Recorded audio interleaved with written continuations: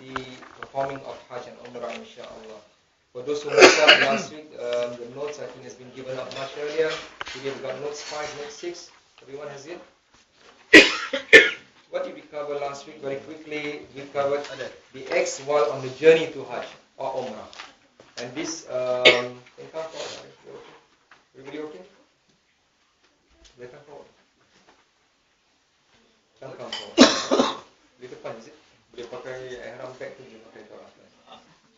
So, last week we covered about the acts on a journey to Hajj and Umrah. At the same time, if you're going on a journey to Sri Lanka, you're going to journey to Singapore or anywhere. But this is just to seek the pleasure of Allah. When you go and visit somewhere, you will make intention, inshallah, to seek the pleasure for Allah, you get the reward, inshallah. Even going to work, to seek the pleasure of Allah, to find rizq. So this all journey. So we covered about wudu in ablution. Right? Briefly, we said we are not encouraged to take wudu and wet the floor because it will cause danger to all the users of the plane, the passengers and the pilgrims. So we talk about tayammum. And we talk about the basic. We use the water bottle which will be given to us by our shihaj, inshallah.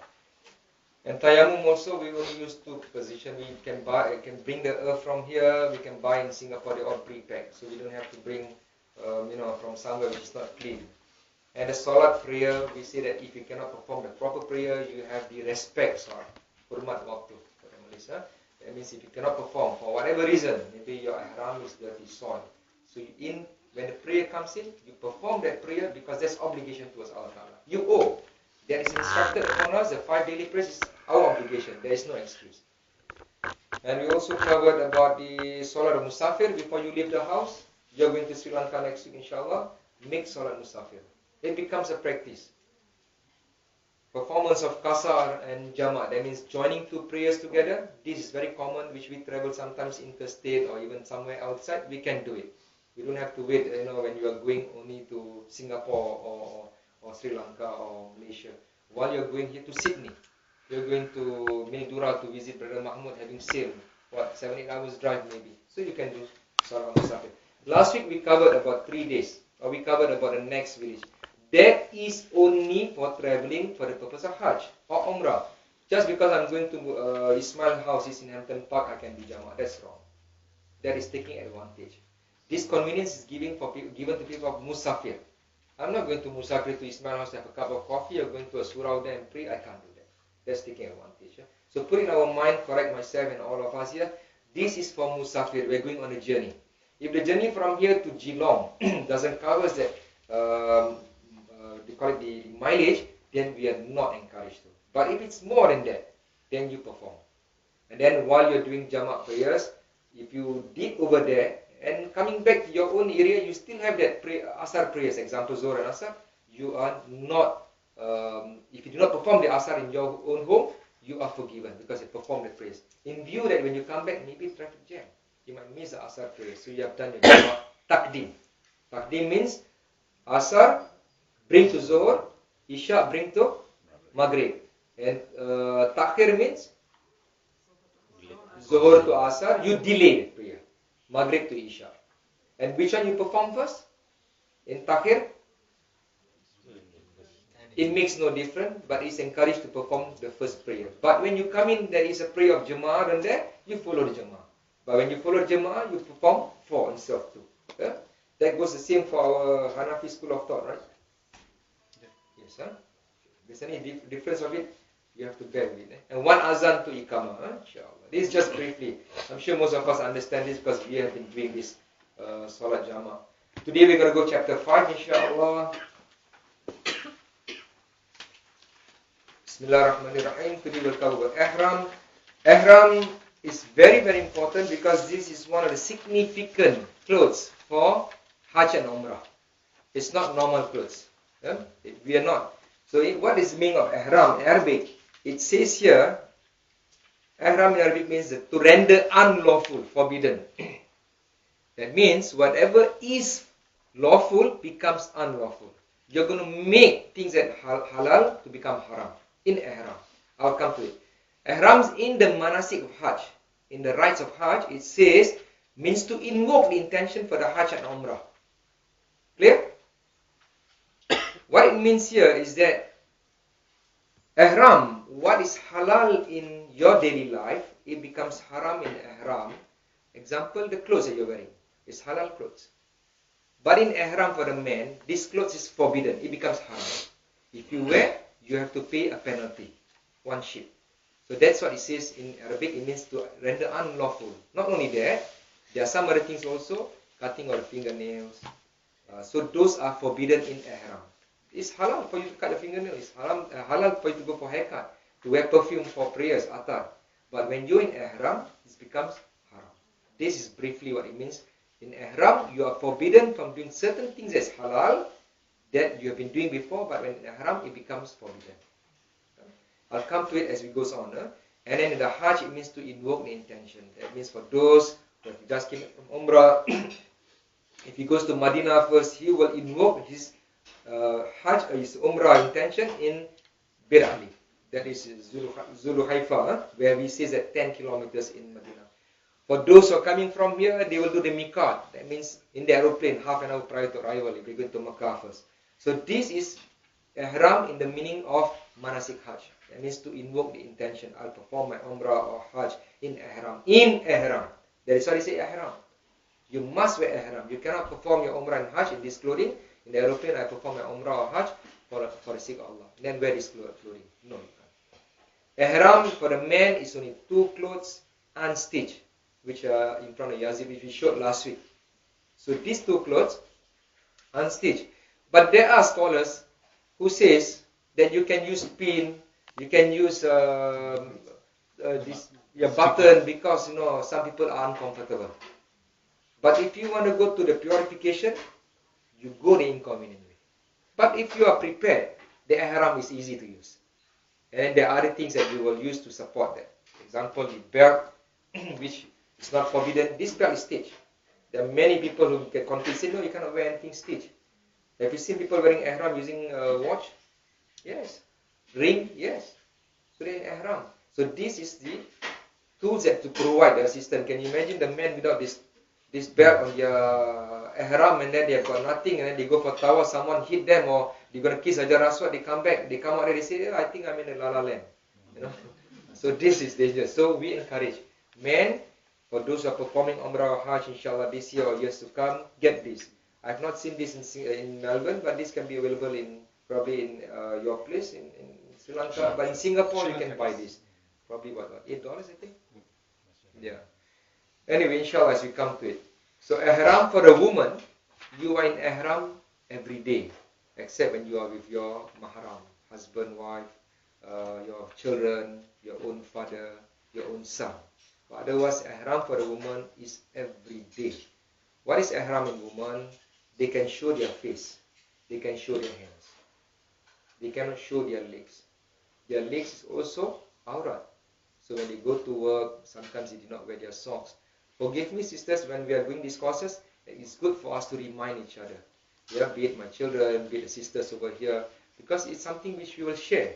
We attend classes, Haji Kiraman's class on Saturday night. He keeps on saying about tasawwuf. It's all related over here. The sins of the stomach, the sins of our body. Yesterday we were saying sins of the body. These are sins about the body. It covers. So if we remind ourselves, sometimes, forgive me, sisters over here, even I have my wife, my children, sometimes we keep reminding, because you know why? Allah give the hidayah, not the husband, not us. Sometimes we tell our daughters, we tell our mother, our sisters, but Allah give the hidayah. We make dua, don't give up, inshallah. For those who find it difficulty because of their job, make dua to Allah Ta'ala. Make it convenient so these people become soft-hearted. They accept our Islamic clothing because this is required. We make dua. We don't push and quarrel with them, make dua, because we are in a land which is not practicing Islam. But Allah all-knowing knows our intention, inshallah. So ihram is named thus because one who has invoked intention for the Hajj and Umrah is haram from doing several acts which is forbidden, which are originally permissible halal, even possible, which is harus, but become forbidden once such intention has been invoked. That's the one, that clothing, atar, cutting of hair. Much as with the takbiratul ihram, when we pray, before we pray, this is halal, talking to you? Halal. But the moment we took up Allahu Akbar, how's your Umrah? Okay, I think there's big crowd. Bismillahirrahmanirrahim. Ismail, don't forget after this. Becomes haram, right? Is it? So you see the similarity? Things that is not haram in the original becomes haram because of one act of ibadah. In the prayer, we cannot talk. We talk, our prayer is not accepted. In ihram, same thing. And someone did ask me, look brother, it's difficult for us not to wear our underwear. Forgive me, for a man. You know, how can I go around with this ihram and then there's nothing inside? I see, that's what it says. When you die, when they wash you, they put you the ihram cloth, the kafan cloth, you cannot tell them, put a wasiat there, when I die, please put me a suit and tie. You can't. This is provision. This is the rights for manasik hajj. This is hajj. But there are provision. Forgive me, brothers and sisters, I want to share this. Some men, when they go to the toilet at a certain age, their urine did not go through finish. They go to the toilet, and then it doesn't finish. Sometimes they walk, it comes out a bit. So there are provisions. Forgive me, they can put bandage around their private part. They put cotton and they put a bandage cover up. Then when they take wuzu, only that one wuzu is valid. After that they have to wash, clean again, and then put a new sort of bandage, not real bandage. I mean they have to use something. They can wear what they call it like Tarzan pants, you know, chawat, Tarzan, Pampers type of thing. They can use because it's not stitched. They can use that. It's this something maybe to us is a bit funny here, but it has happened. It has happened because not even old age, some young age. You know, when you were young, you drink a lot of cold drinks, ice, so our nerve system gets spoiled. All this. So now onwards, start slowing down on our ice things. Much as in Takbiratul Ihram, proclaiming the sacred state in the Salat, it is proclamation that renders something as forbidden, because after the proclamation, several acts which are encouraged to be performed before the proclamation become forbidden. That's one, talking, asking how are you, phone ring, you can pick up. But there's a latest one I heard, isn't it? The phone ring, they pick up, I'm praying, put down the phone. Don't follow that school of thought. It's on the internet, YouTube, or this new thing on put one side. Keep what we have, inshallah. Number 2, acts to be undertaken prior to the entering of the state of ihram.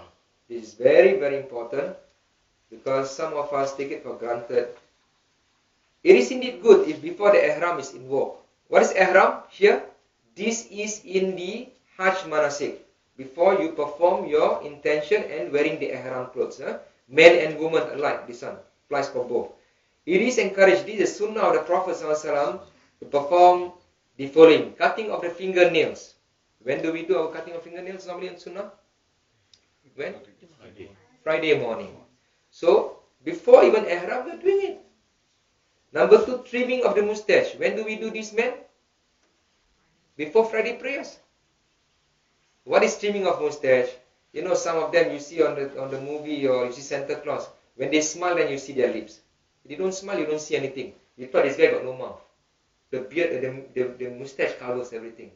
There's some of them, you know, you can see our Muslim brothers. It's makruh. It's not encouraged when you eat the food and the food stuck and come down. This is not encouraged. So you should trim. I'm trimming now. This morning I have to trim because otherwise people will be looking. It's baby mustache. Pulling out the armpits, this is difficult. Of course, you can also shave. Imagine pulling the face will become red. So you can shave, men and women. Shaving the pubic hair. This is within 40 days of our daily life. Within 40 days. Otherwise, shaitan will be hanging around all these places. Our armpit, our pubic hair. This is encouraged. In Islam, what's Islam? It's cleanliness.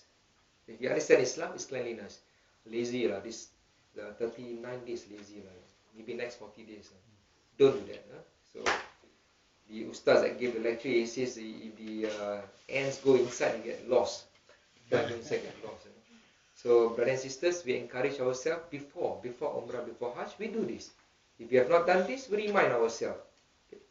It is evident these acts are performed in our daily life. What more if one is about to present oneself to Allah Ta'ala? In undertaking the Hajj and Umrah, this is based on the hadith by Abu Hurairah, which means the Prophet has said there are 5 natural acts. Cutting the pubic hair, circumcision, trimming the mustache, pulling out the armpits hair, cutting the fingernail. Yeah? So these are sunnah of the Prophet ﷺ, and we do it in our daily life. That means even before going for Umrah. Can you imagine a person doesn't shave his armpit and pubic hair and then he died? And we are going to bath his janazah. Wali a'udzubillah, isn't it? It's shame for the janazah, right? It is shame, isn't it? Because he doesn't understand Islam, that means, So we are encouraged what we learn, our own family members share with them. Talk in a subtle way. You can easily throw it. I went to this course, something new. You knew it. Something new I did not know. Pretending. Because you know your brother here is just lazy. So you can say, something new I did not know is a sunnah of the Prophet. What is it? Pulling out the armpit hair, but it's painful, so we shave. Give an example. But there are some friends that you play soccer, you play footy, you go to work, the guy carry up, you say, oh. So you can encourage them. It's good to share. For the man, shaving the beard and mustache is an act which is forbidden by the Prophet sallallahu alaihi wasallam. What he says here, the Prophet says in the hadith, "For you unbelieving community, grow your beard and lengthen your mustache." That means, for you unbelieving community, means make you different between the unbelieving. But then here the scholar says, to keep the beard, to shave the beard, that means if you hold here, that's where you cut. And if you keep the beard for heaven's sake, for Islam's sake, for your wife also sake, do not keep like Mihun and Misyang. That means all lying down. It's not right. Islam is not that. This is what the scholar says. Scholar says if you keep the beard, keep it very nice, trim, because you attract. There was a story in America. This Afro-African guy, he was driving. He was chased by a white man in the car. He turned left, the guy turned left. He picked up speed, the guy picked up speed. At the end of the day, he ended up in one corner. He said, that's it, I have no choice, I have to come out. He came out, he took his ball back. He went to the white man car and said, why are you chasing after me? He said, hang on. He said, the only reason I'm chasing is because I saw your beard. While driving, I fall in love. Not as a homosexual. He fall in love of the beauty of this guy's beard. We heard the Prophet ﷺ, when a person see him, they just melt.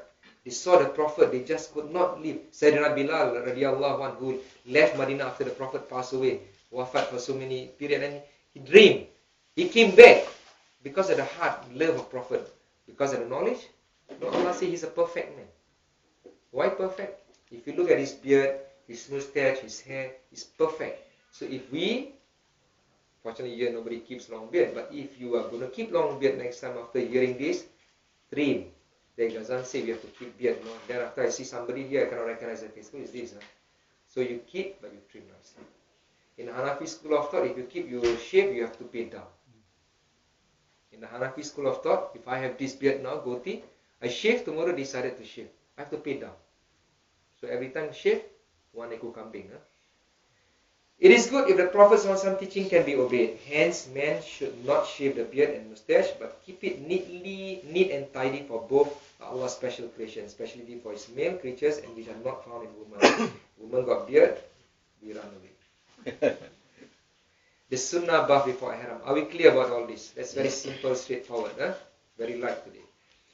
Okay, Sunnah bath is normal. Early in the morning when we take our bath, it is good also to make intention, to invoke the intention. I perform my bath today to clean myself, to go to work for the sake of Allah, to pray for the sake of Allah, to perform I encourage normally people who attended this sharing this message, sharing session, I advise them every day to perform the Tawbah bath. This is not maybe specific, but in Tasawwuf, you encourage every time you take your bath, you perform Tawbah bath. Oh Allah, I perform this bath with intention of having Tawbah. Please cleanse me, spiritual and physical. This is not in the jurisprudence, but it is being taught by the Tasawwuf. If you can do it, Alhamdulillah. It costs you nothing. There's no difference in the bath. It's just when the water touches you, you make your intention. Yeah. And this also when you do Musafir, at the same period you can read all the intention which we did the courses in your house. So I perform the Sunnah Ihram bath because of Allah. To be invoked in the heart, because it's in the toilet, you cannot read. You cannot paste on the wall. Read in your heart. I perform the Ihram bath for the sake of Allah. In English, in Bahasa Melayu, aku mandi sunat Ihram kerana Allah Ta'ala. Tapi dalam hati, in your heart. Maybe in Sri Lanka, if you don't want to read English, in your own language. Whatever language. The juries from all 4 schools without exception rule is Sunnah Mu'akkadah, highly recommended. If you are going for Umrah, you're going for Hajj, it is Sunnah Mu'akkadah. It is very, very strongly recommended for us to perform this bath. Remember this, one of the first act now you're going to do before your ihram. This is ihram bath. If you make it your regular activities now, every morning you perform your bath of musafir or you're going to work, or tawbah bath, it becomes literally something which you will remember. I'm going to wear ihram. Always every morning I intend to perform my tawbah bath. So it will come common. Becomes common for you now. Inshallah, you will not forget. We think that we remember, right? There are people at the airport, in Changi Airport, of all the Jama'ah, which Ustaz Fauzi, Sheikh Fauzi teach them all year round. And then at the airport, they wear half ihram because they're going to wear the other ihram. You ask them, you perform your ihram? But say, no. He forgot. Of the excitement in the house, family visits, he forgot. So we say if you're leaving at 5 o'clock in the evening, 6 o'clock in the evening, 10 o'clock at night, morning when you wake up, perform the ihram bath. Finish. But later I'm going to bath again. Then you do one more time. There's no money to pay. There is no speciality. Just make dua, isn't it? So do it. Kalau panas boleh buka sikit pintu. For everyone who wishes to invoke the ihram, remember this, whether it's a woman, man who are in head, the woman, whether they're in head, menstruation, or the nifas, postnatal discharge, this is based on the hadith from Sayyidina Umar radiallahu anhu. Among the acts considered sunnah is the bath raising the ihram upon entering Mecca. So this doesn't say, that means a woman who is in menstruation, who is in period, they also perform the ihram bath because when they come into Mecca during Hajj, they will do Hajj ifrad. They are not doing tamattu because tamattu is something we're doing umrah first. Remember we covered that some time ago? Tamattu you do umrah first and then you do Hajj. Why I'm repeating this? It will drum into your mind that tamattu and ifrad. So you will understand as we go along. We pick up a little bit of the same thing that we have discussed. So you see a woman who is in period, when they come to Mecca, even they take medication, when they arrive there, they think that they're going to clear and they want to do tamattu. What happens? It doesn't clear. So we encourage the woman who is close to it or who is inconsistent to do ifrad. They make the intention to perform Hajj ifrad. So when they come in, Hajj ifrad, say I perform a Hajj. They did not say I perform Hajj ifrad. No. When they make intention to perform Hajj, it becomes ifrad. When in the aeroplane say I want to perform Umrah, it becomes tamattu. Automatically, it will come. Again, I'll cover again that one. But what I'm trying to say, the ihram bath, but I'm not pure. No, you cover the ihram bath. This is sunat mu'akkadah. Clear, woman? Okay, I repeat one more time. I go in bahasa Melayu first. Bagi orang perempuan yang dalam keuzuran atau khawatir keuzuran, mereka yang nak masuk ke Mekah untuk melakukan ibadah haji atau umrah, lebih-lebih lagi haji, mereka tidak akan buat tamattu, dia buat haji ifrad. Haji ifrad which means dia masuk, dia akan buat haji dulu. Dia buat haji, maka dia mandi surah ihram tu sunat muakkadah. Kalau dia kata dia uzur, dia tidak mandi, dia rugi. Sebab apa? Dia tak dapat pahala sunat. The woman who is in period, or thinking they're going to be in period, they think that if I perform my ihram bath, I'm not going to be in ihram because I will not be able to perform my tawaf. They lose out because the ihram bath is sunnah. You can do it even if you are in period. Clear, woman? Clear? Okay. Because this can be confusing. People say, I have not performed my compulsory bath. Why should I perform? No, this is encouraged. Sunnat mu'akkadah. Another hadith, women who are in nifas. You see, this hadith says, women who are in nifas and head should bath and then undertake the ihram and perform all the Hajj rituals except the tawaf.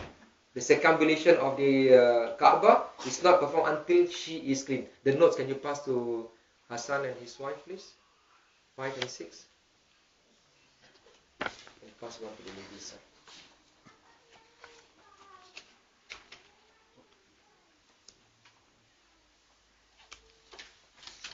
Padahal nanti you take for Syed Ahmad. Syed Ahmad ask you to take one more. Yeah. And also for... If for some reason one is unable to bath, then he should perform the wuzu, ablution. What happened in this situation? The person maybe he came back from work and he forgot because he works night shift last night, and his flight is going to be early in the morning in Singapore, in Melbourne, or in Malaysia, anywhere. Works night shift because his leave is limited. So tonight you perform night shift. For example, yourself, and then in the morning, we're leaving early in the morning. So you come back, there is no chance. You only have your breakfast and see your family and off you're going to the airport. And last night you did not perform the ihram bath because you thought, maybe I have a chance in between work. But you did not have a chance. So the minimum you can do is do the ablution. applies for the woman in also in here? Yes, they perform the ablution. Why? Because it's sunnah. It sort of covers that haram bath. You want to get points, sir? Clear. Nak pen? Nak pen, sir?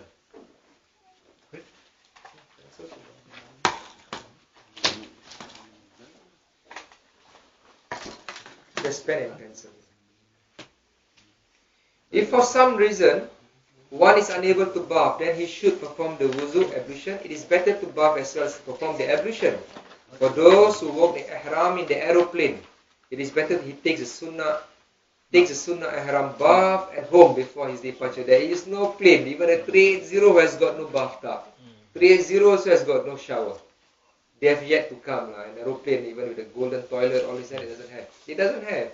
They got special golden toilet, all toilet, gold tap. They don't have shower. Maybe one day they will do. Shower and then the water drop. And people say, wow, rain from the sky. So they don't have that. So we will remember this. Put a note. Your notes there, put a marking that you do it at home. But for us who are traveling to Singapore earlier, those who are taking 1 week earlier, you can perform your ihram bath in Singapore. The flight is on 19 October. So this will drain our mind now. 19 October, inshallah, departure from Singapore. So we are leaving here on the 10th of October. We are going to visit our family. The 10th October, we perform ihram bath. Don't have to. You can do it. But you got 9 more days.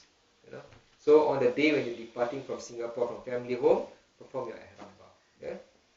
When you perform your ihram bath, there is no invocation of ihram. You're not wearing ihram. You're only doing your ihram bath. It's different. If you're not sure, please carry your hand and ask me. What I can answer. If not, I'll put a note and ask my Sheikh on me, inshallah. But it is not obligatory on him to invoke the intention there and don the ihram garment before arriving at the miqat. Otherwise, can you imagine, I'm boring Usman's name. Usman go on the 10th, he wear ihram. On the 10th, from here to Singapore, visit the mother and family. Say, where you going, man? Haji. Where? 19. 1 week. Yeah lah, I learned on there. Ghazan tell me to wear. Lama, I'm in trouble, Ismail. He goes to the market. He goes shopping center. I'll be in trouble. Turn yellow, I'll be more in trouble. You'll go in Thailand. See, the Buddhists, they wear ihram 24/7. So it took some parts of Islam. The virtues of cleansing the sunnah bath before ihram. One who performed the Hajj and Umrah, it is he who has to come to Allah, answers Allah. One who performs the Hajj and Umrah is coming to answer Allah's call. He comes to surrender himself. Remember in the first few chapters we covered, we bring our bag of Santa Claus, our sins.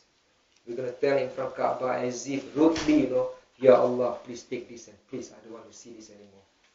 So we're going to see Allah Ta'ala with our body smell, with not clearing our armpit, our fingernails long. It's like, like gangster, Take it, okay? Don't pray with me. No, we cannot. We have to have adab. Isn't it? When we go for class also, we have to have adab. We play games, we wear the proper attire. When we're going to namaz or salat, we proper attire. So we're going to see Allah Ta'ala. Remember what we say about labbaik Allahumma labbaik? Oh Allah, I answer your call. Did you came today because I call you for the cause? You think so. Your leg you think that you move because your leg say doesn't have a class? No. Believe me. Allah Ta'ala make it convenient. Today morning was raining. Last night some of you sleep late, a bit tired. But Allah make it convenient for you to be here. Among us, somewhere Allah has given them no reason. They might not be our station, but they are somewhere around. But Allah put hindrance on them, for Allah knows best. We do not know. So we always say, Alhamdulillah. Brother Slamat always rush after class because he has got to take out his daughter. But he's struggling. But Allah put at this period of time, his mind at peace. Otherwise he'll be looking at the watch. My daughter, my business. Isn't it Slamat? But Allah put that heart there, peace. This class is not because I'm doing it. If Allah send you, we can share this knowledge. So you must always remember, whatever you do, all the good things, Allah has made it convenient. So a lot of shukr. When you go home, you perform your Zohar prayers, do your sujood shukr. For today, Allah has made it convenient, that you can come for this course. And add in your dua, Ya Allah, please make our wish come true, to answer your call to do Hajj and Umrah. Hopefully this year, if not next year, if not some other time, but make it Make dua to Allah Ta'ala, for He is the one who invite you. One who performed the Hajj and Umrah has come to answer Allah's call. He comes to surrender himself to Allah, like a corpse, which is cleansed and bathed before being buried.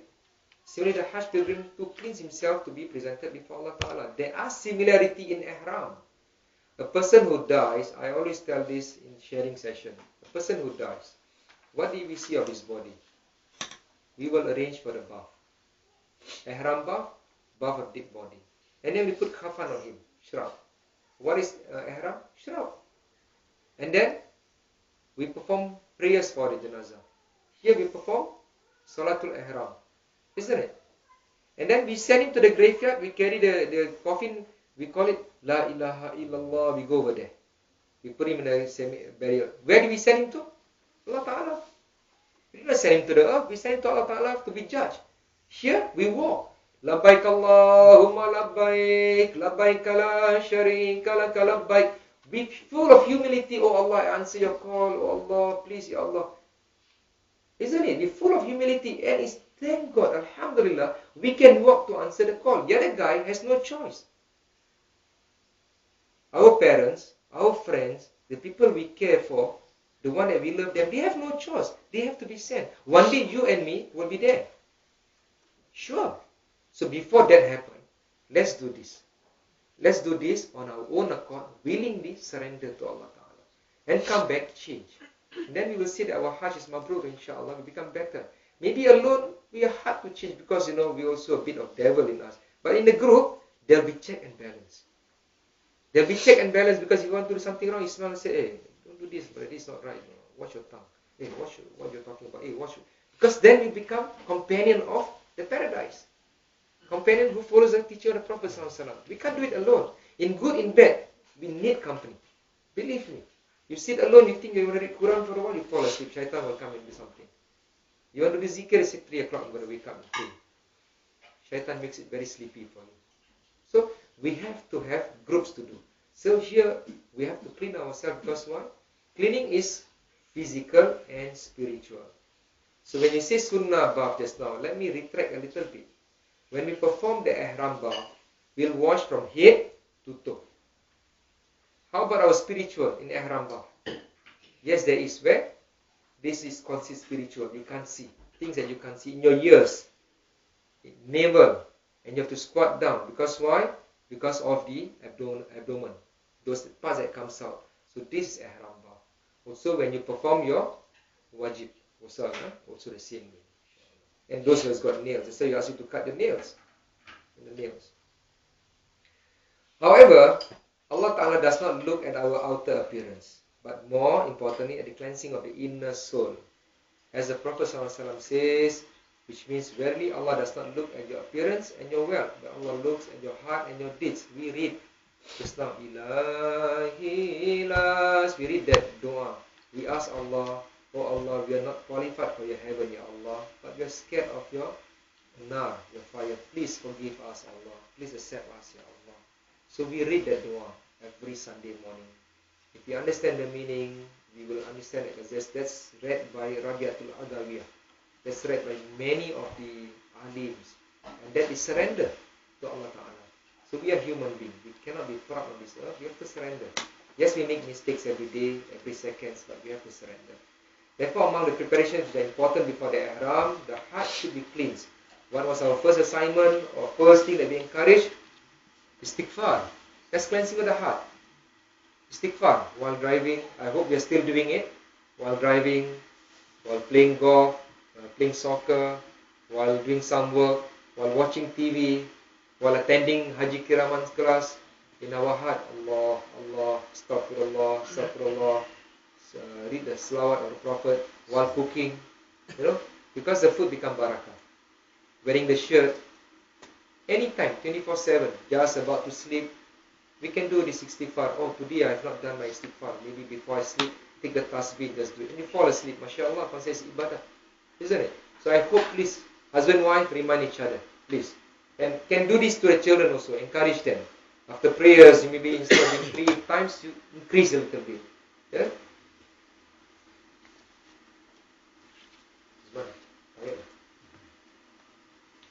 Therefore, among the preparations which are important before the ihram, the heart should be cleansed of all sins, diseases of the heart, which we have covered, and also, alhamdulillah, on Saturday class, Haji Kiraman covers for us, and of the mazuma, the spice traits, by increasing the seeking of forgiveness from Allah. Feel how shameful we are coming to present ourselves before Allah with outwardly beautiful clothing, but our heart still might in fear. We come over there, 5-star hotel, we took 380, we have 2% in the room, 3%, 4% in the room, good food, good clothing, wear the best clothes we buy for our umrah, they give us the best ihram, the best women's clothes, all good. We went over there, we saw some of them from some other countries, very filthy, very poor. We said, mashallah, these people, in our heart, they never prepare, they do not know. We thought, so we should be thankful to Allah that we are being born in a place which is better and not tested by some other brothers and sisters. So when we go over there, please go with full of humility. That is why we say in some of the lessons that we bring a little bit extra money, little bit extra clothes. Maybe used clothes over here. You're going to travel light, but you have some good clothes which you bought but never used. The man has got so many lungi, sarongs has been given, never used. Bring all that. When you go over there, you see somebody you think that you can give, it's sadaqah. Isn't it? In Jeddah, in Makkah, in Medina, you see the act of sadaqah. It's not only over here. We don't limit our mindset in the box. Go out of the box. Among ourselves, maybe someone over here who's in difficulty. And we know that he's going just saving the money just enough to go. So we say, hey, look, I've got this extra sarong or this. So among ourselves, we can start charity. Or even somebody else from another group is going. We know somebody's doing labbaik, and these people are, very difficult people. We give them. MashaAllah, when they perform the Hajj or Umrah, we get the reward also. So think out of the box. You're going back to Sri Lanka. You can find out somebody in the village who's going for Umrah this year, who's going for Hajj this year. Isn't it? Buy something. Give them. Ihram or whatever. They wear that. Subhanallah. Subhanallah. Our Hajj might not be accepted because of some fault maybe, or something which we do. But somebody else's Hajj is accepted, and if that is the cause of our giving to them, alhamdulillah, we got a bonus. Allah accept our Hajj, inshallah. Allah accept his Hajj also, or her Hajj, we also get double reward. Bonus. So this is the time for us to score a lot of bonus. You know why? Because 30, 40, 50 years ago, we had a lot of minus. So we have to do multiplication now. Leverage. Let's leverage. The Prophet teaches us all these things. Let's do it. Before invokes the intention for the Hajj or Umrah, he should first don the Ihram garment. If you look at the first notes I gave you, there was this conversation between the Sheikh and his student before donning the Ihram. There is in chapter 1. Yes. Yeah? If you look at that one, read and understand. When the Sheikh asks him, did you perform your this? He says yes. Did you do this? He says no. So you have not done it. This is spiritual conversation. It's not physical conversation. It is spiritual conversation. So this type of conversation, if you look, try to understand, which we have not covered, we will not cover inshallah, but we can have a discussion of this. Yeah? Karim.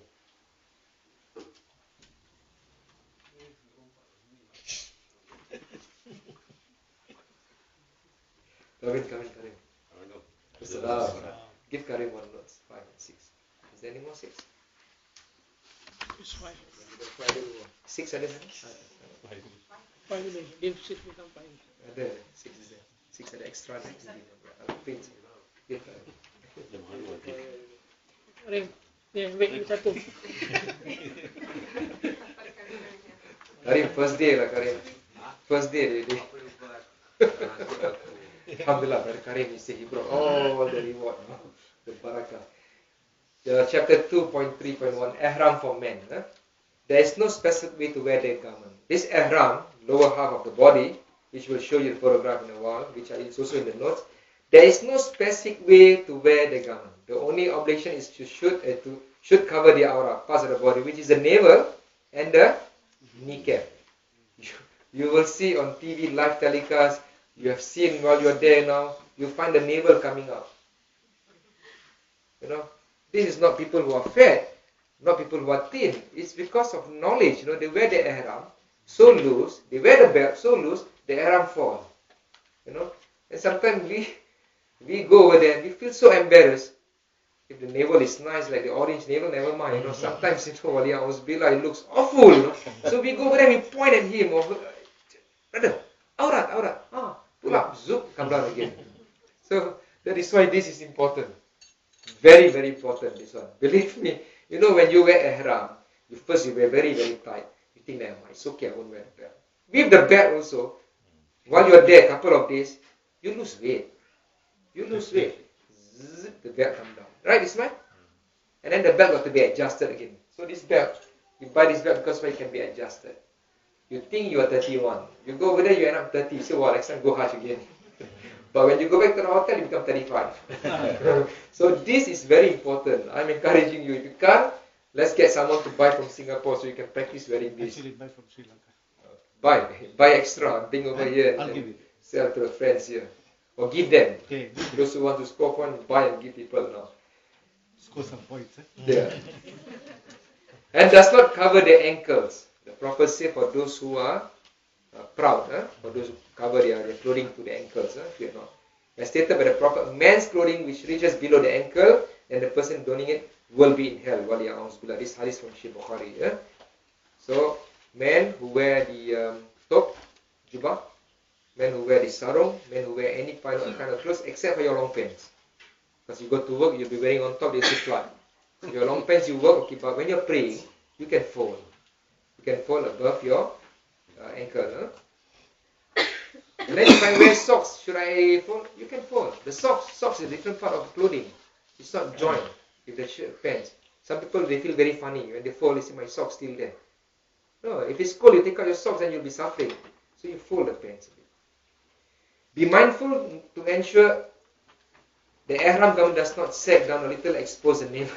Because the Prophet has said, what is between the navel and knees is aurat. I just told you, and this is a very common thing. We can on now, and if they shoot very close range, definitely you will see one to the navel. This is very common. And it's not acceptable. It's not acceptable. But it becomes a common thing. So how does the Hajj or Umrah is accepted? How does one prayer is accepted when the guy wear 3/4 pants above the knee, which is happening now almost every Jummah, you will see one guy wearing at the knee and he'll start pulling when he's in ruku. See, this is adab and knowledge. And we do not do it. We do not know. And for us who knows to tell him, we scared fitnah. The guy will come and say, well, you know something better than me. So it's difficult, isn't it? This is a real world. So for us who knows, we don it properly. We teach our family and the people in our group. How do we teach them? While they are wearing, we can tell them, brother, maybe I help you to wear. I hold the ihram close. That's how we do it. As for the men, we encourage them to use the lungi inside, which will cover. Yeah. Both the shoulders should always be covered too, because although a man's body is not aurat, both shoulders should be covered. It is makruh, discouraged. Though it's permissible, can he wear the ihram at the bottom and start walking around? He can. Orang Melayu kata macam berkemban. Berkemban tapi tinggi sikit lah. But this one, he wear the ihram. You know, this is a Malay terminology. In the village, people use cloth. You know, the woman, they wear until here. They don't wear anything on top. They just wear the cloth until here. Bottom, that's all. They start putting their clothes on, which is common in the village. Maybe in Sri Lanka, you might find that also. It's a common thing. So the ihram, you can wear like that. Just one piece, you can. Laki-laki lah, bukan orang perempuan. For the male, you can. Panas, hot, 45 degrees. You expose your body, top body. You got muscle, okay, six-pack. No six-pack, you better cover. So, but it's macro. It is not encouraged. You know, so we, even hot, what we do sometimes, we bring the thin cloth. You see some of the Indian people, they use a thin cloth or towel. They put on top. But for us, ihram, wear the ihram.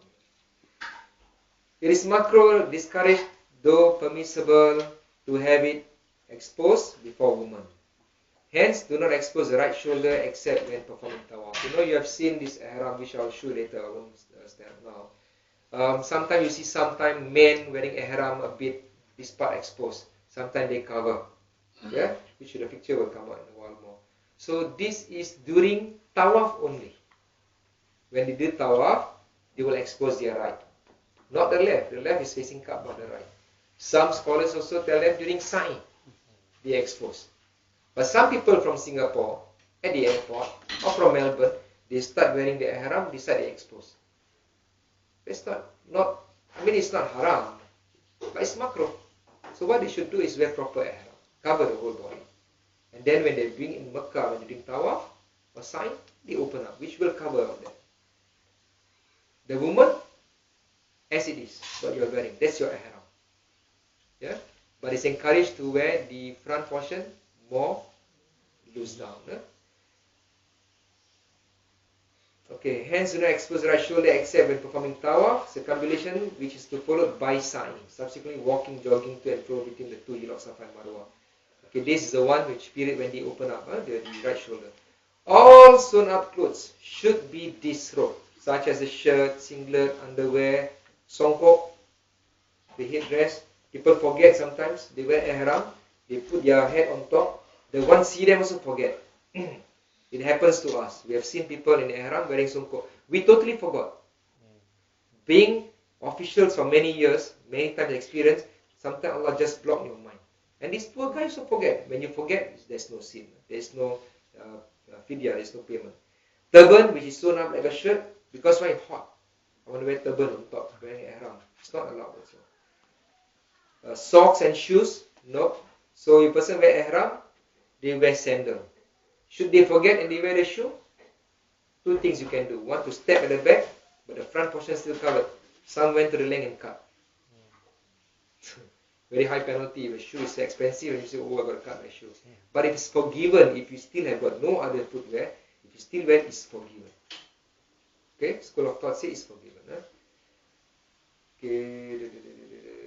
One should not cover the lower aurat.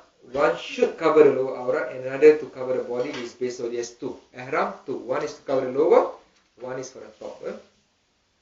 This is based on the hadith from Ibn Abbas radiallahu anhu, who says, which means the Prophet ﷺ departed from Medina after he had combed his hair, applied the perfume, as well as donned the sarong, which is the bottom garment, and another garment covering over his shoulder, over himself and his companions. So all companions follow suit. Okay, this picture here on the screen, which you have also copied, is the ihram for men. Shall I show now? Can I get model? Can model? No, you are the book. I'll help. Just give me one. For the men, can I go without the mic? No, I think we might. It's okay. Okay, for the men, this ihram cloth, ni kecil, ni baby. Somebody baby. That one we cut. If you got small children, you cut. Yeah. This ihram for the men, they have got various sizes. They call it in kilos. The thicker, the heavy it is, the thicker the ihram is. They say 2 kilo, that means thicker. If 1.5 is thinner a bit. So wearing ihram, you know, men wear sarong, lungi. They wear the lungi like this. Normally men wear lungi. Assuming this is stitch, the lungi they will wear like that. Right? Yeah. That's normal lungi, right? In ihram, it's unstitched. So what we do, see these two corners here, some people join. But in my advice, don't join them. The inside one goes a little bit in, which will come with Y. You go a little bit inside and then bring up higher a bit. So there you are. And some people do it this way. But it looks very awful outside. The unstitched is hanging. Why I did that day was because I did half of here, half, and again I put on top. Then I fold inside. It looks presentable a bit. There's no kata orang Melayu beranak, kain dia beranak. So it looks a bit presentable. Chuck inside there. It won't fall, inshallah. Get Haji Ismail's in your belt.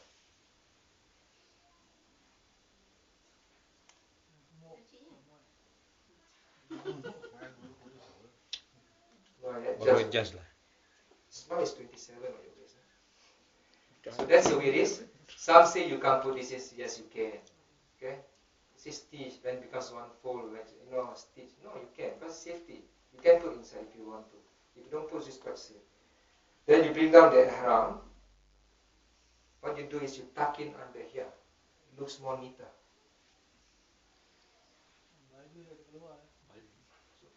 Haram, eh?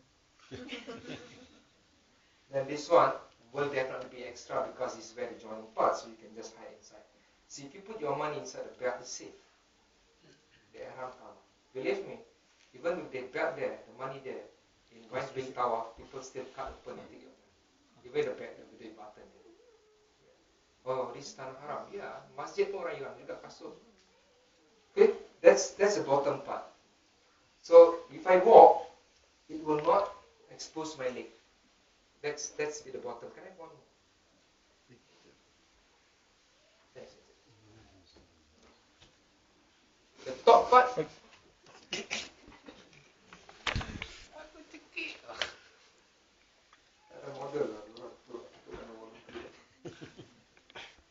So the top part is very easy. Top part is very easy. Make sure your hand is. You take the left one. Chuck as much as possible. Make sure your hands comes up. Go there. Covers at the back. Catch the tail here. Put under there. It's locked. You have seen people praying, the ihram keep falling. If you pray, you will not fall. Some people, they did not do that. When they pray, the thing fall down. Again, they throw. And the person next to me, no, because his ihram is locked. Maybe you will fall like that and this guy will just throw. Imagine the person next to you. He's beside me praying. His face all covered. So it's proper if you wear that. When do you wear? Open up your right. You open up your right when? Tawaf and Sa'i. Same thing when you take. At the side you can't put, then you just chuck around your shoulder. So this is locked. So at least when you run in Safa Marwa, this thing won't fall. So this is one way of wearing ihram which you can try later on, brothers and sisters. Sisters wear this, all of us will wear. Clear? Quite straightforward. But we encourage the men to wear lungi inside. Now, unstitched, not stitched. That's only for on the travel, eh? It's only on the travel? Huh? It's only on the Not travel? even in tawaf. Either travel? This sarong that I'm using, Yeah. this is stitched. So what we do, we cut and wear this sarong inside as you're wearing normal. So because you're not wearing any underpants, any clothes inside, so it's a bit inconvenient. You know, and sometimes the ihram you buy is something thin, so it's see-through when you pray. Seriously, and you feel very uncomfortable in a Jummah. You know, woman at the back or this and that. You feel uncomfortable with something not that you wear every day. So you wear this sarong inside. It prevents that little bit of this shaitan whisper and all this and that. So it's good for you. We'll show this photograph and I will have a break.